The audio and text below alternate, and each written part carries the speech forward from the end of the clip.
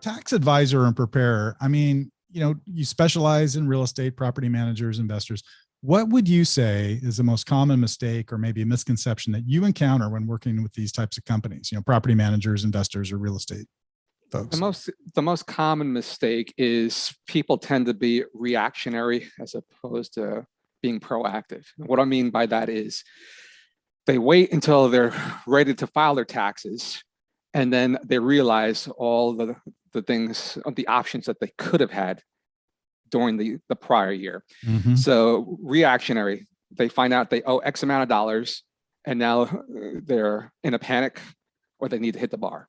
That's reactionary. Proactive is you make a plan for the upcoming year to align with your goals so that you can take advantage of a lot of tax deductions that are available to you. And also so that you know exactly, okay, I'm going to owe X amount of dollars during tax time.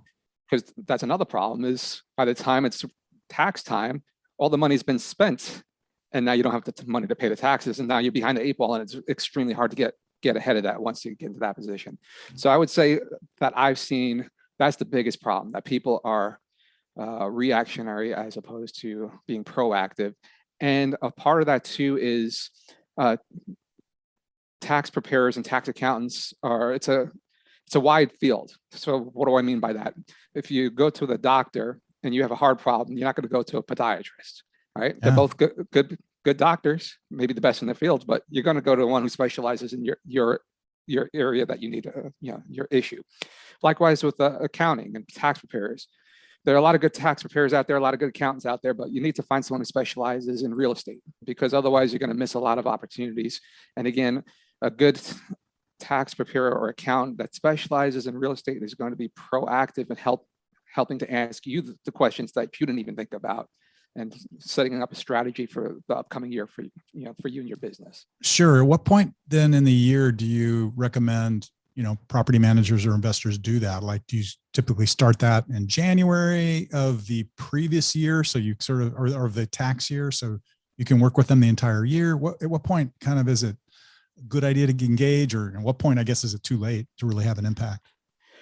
It's too late to have an impact in fourth quarter. So in other words, October, November, December, you're pretty much, you're going to be limited as far as what you can do. There's, usually, like for myself, I like to strategize with my clients when I'm completing their tax return for the year, because then I understand exactly what's happened in the prior year, and then I could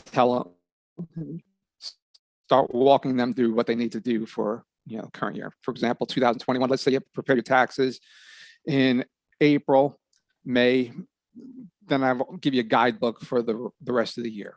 Gotcha. Again, if you're most clients, will do an extension. So you're coming in at September. It's a little bit too late. There's advantages you can still take care of, but it's a little late for that. So for most tax preparers, January through April, it's going to be, that's the busiest time of the year. So you're probably not going to get too much strategy for the upcoming year, but you should be able to talk to your accountant from minimum starting in May to figure out what your plan is for the year. Sure. Yeah. And then I suppose if you work with somebody on a long-term basis, then you already know a little bit about the strategy and the planning, and it's more fine tuning, right? Then kind of like, oh, wow. Okay. Starting from scratch. Right. Oh yeah, that's exactly.